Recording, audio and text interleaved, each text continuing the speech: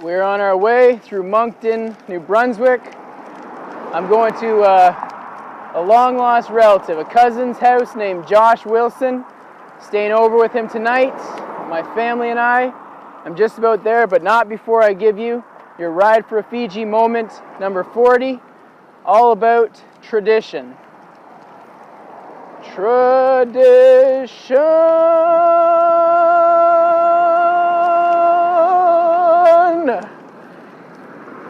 Tradition!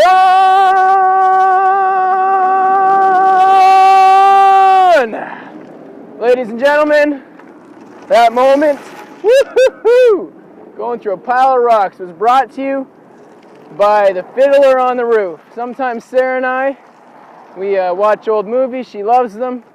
One such time we watched The Fiddler, that poor Jewish man who sings, "If I Were a Rich Man." La da da da da da da da da da da da. Well, all this silliness has a purpose. Comes into play, Matthew chapter 15, when the religious leaders, they are scheming in Jerusalem how they can trap Jesus. For all I know, maybe they send out henchmen who carefully observe the disciples, the followers of Jesus, and watch for any little misstep. And so possibly they came back with a juicy piece of information and said, "Teachers, Pharisees, pay up. We've got a great one. Get ready. Get buckled in your seats. The followers of Jesus Christ, before they eat, they do not wash their hands." Woo! Yikes.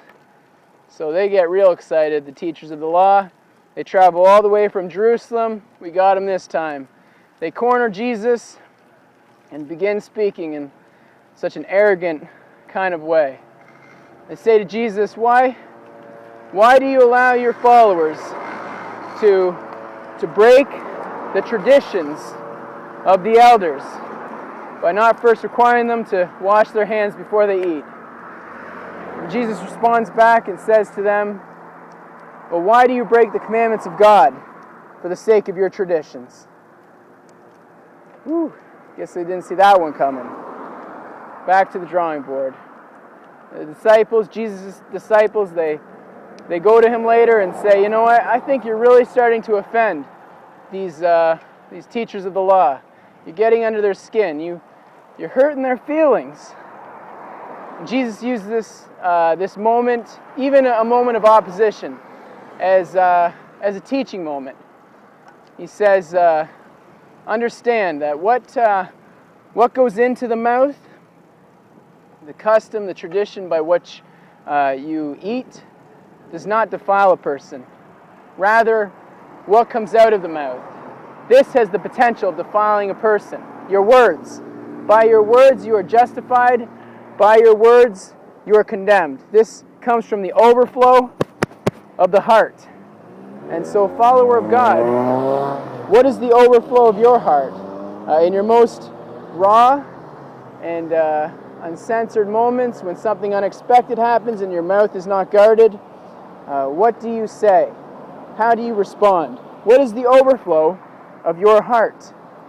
This is your Ride4Rufiji moment number 40. And frankly, this teaching is a breath of fresh air for the Muslim people in the Rufiji of Tanzania that we mean to reach out to. Such a burden has been placed on their shoulders. Laws, customs, dietary restrictions, how to conduct every moment of your life. Void of grace. Not dissimilar to the way that the religious leaders of Jesus' day were leading the people of Israel. Human effort. Vain human attempts to be acceptable, to be made acceptable before God.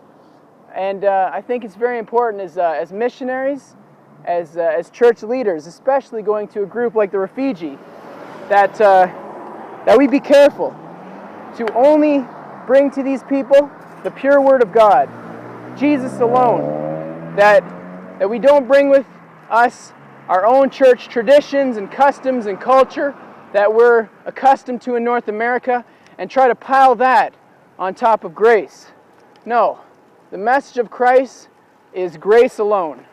And that's the breath of fresh air that will set the people in the Rufiji free.